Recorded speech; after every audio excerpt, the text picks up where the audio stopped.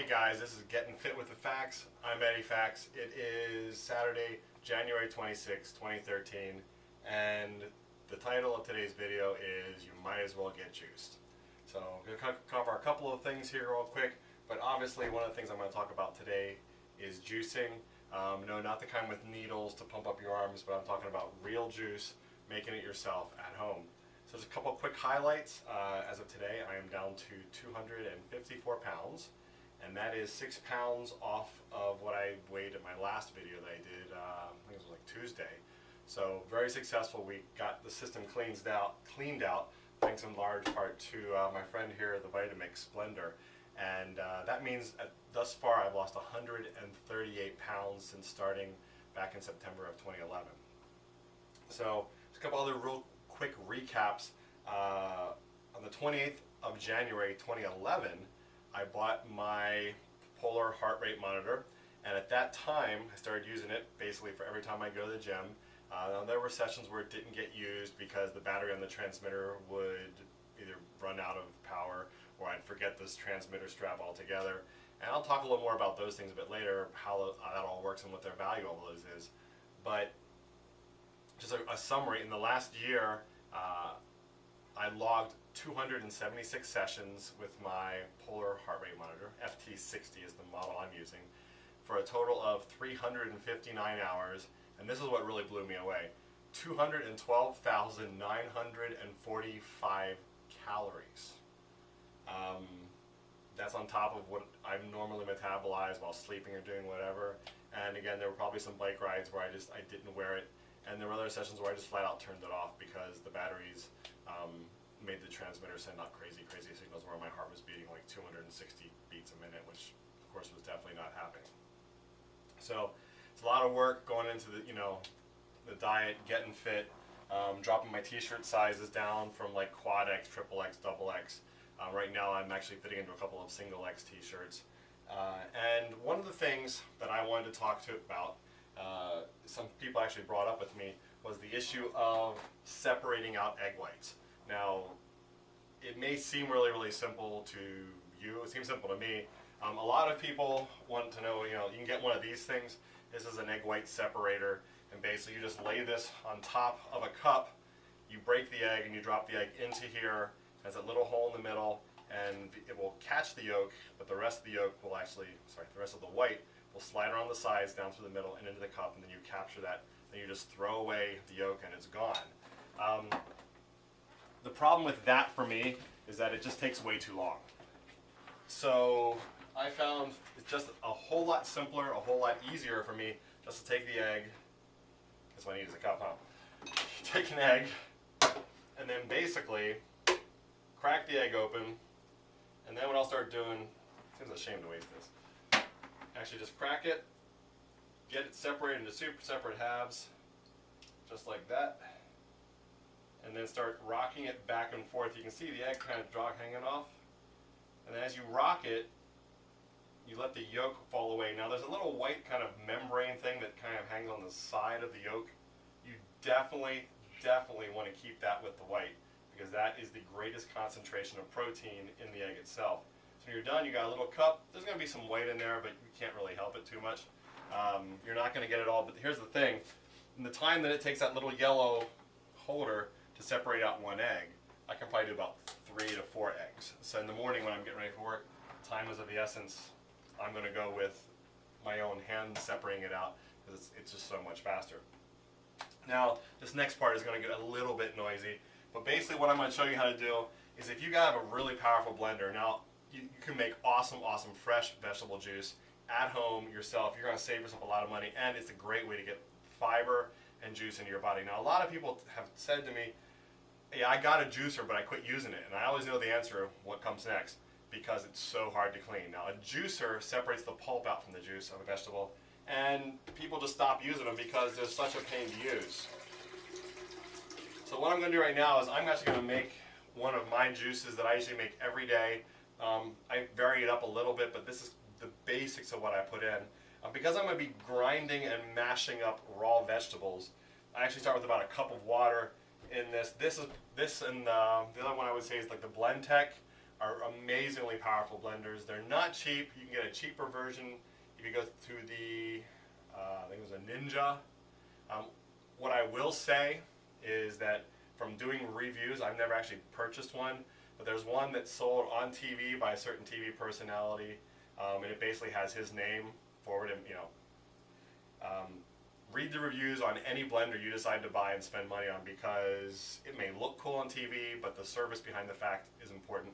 This bad boy, rock and roll, 7-year warranty, and the only reason people ever get rid of a Vitamix or a Blendtec is basically to buy the newer, badder, beastlier version. So, got the water in there. Next I'm going to take a bag of kale. I just put like about kind of like a handful in. Just put I've already washed them off. And I put some of kale's cousin in, spinach. Lots of protein in here.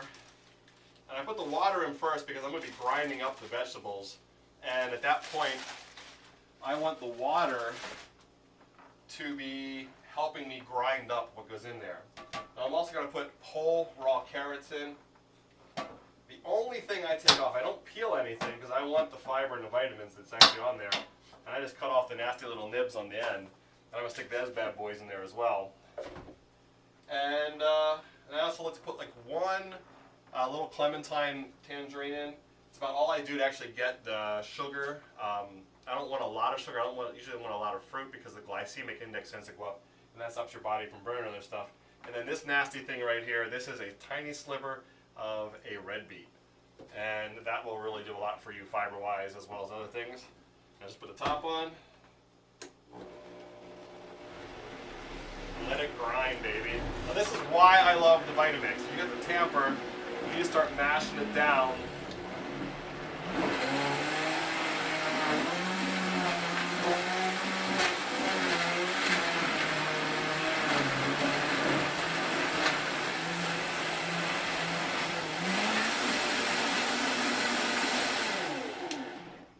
Now the important thing is before you turn it back on, always make sure you dial it back down because it will kick it up.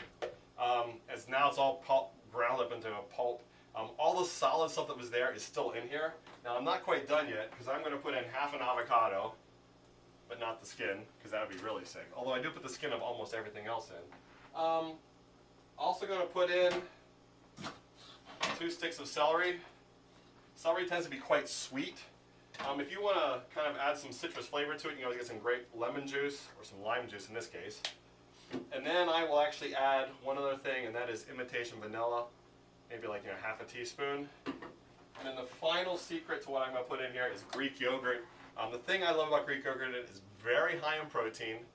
So if you're looking to boost your protein intake, now it costs a little bit more, but you get so much more out of it. You can actually use less of this and get more nutrients.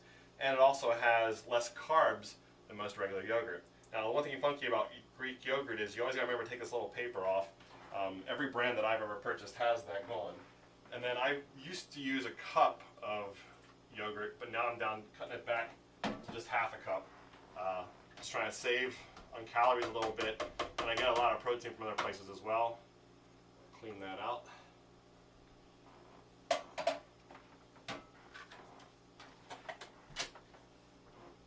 Heck, why not even put the egg white in?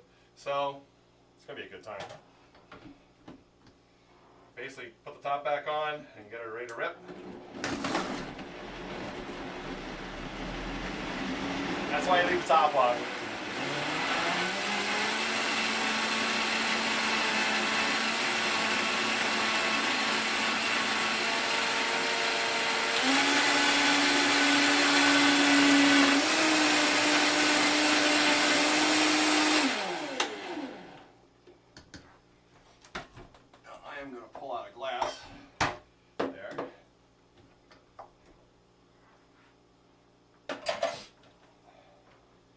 This looks pretty nasty because I put the red beet in. The red beet always turns it brown or a dark purple, but with everything else going on, should be quite tasty. Pretty good. It's pretty thick. It's like eating pudding. So if you have had problems before with juicing and found that it doesn't fill you up, I tell you, make one of these. When I go to work in the morning, I pour this into one of these cups. and it makes almost a whole liter. Now it lasts me 3 or 4 hours at work, and basically I'm getting all those vegetables, I'm getting all the fiber and all that stuff that goes through me, cleans me out, and I get all the vitamins and all the nutrients out of it. So I'm going to wrap this session up. Just saying once again that we're only 4 pounds away from hitting 250. It's a milestone that seemed to be light years away when I started back at 392. Want to encourage everybody to come check out my Facebook page, Gettin Fit with the Facks. And just today we hit our 225th subscriber to the channel. And as I promised, when that happened, I was going to be giving away a bottle of rhodiola. This is a herbal supplement that helps give you mental and physical sharpness when you go to the gym. There's no crash, and also basically it also helps reduce soreness after the fact. This stuff is money. When I was going through MMA boxing boot camp classes last year, and we'll be going back to them at some point as well, this stuff totally saved my life because I could tell when I took them. I felt so much better and so much healthier. And we've got ourselves a winner, actually right here in Illinois. And also, if you guys tweet, please follow me at getfitwiththefacks. And I've been posting my progress and things along there as we go day by day. And I just want to say, until next time, I am Eddie Facks, reminding you to come back and get fit with the facts.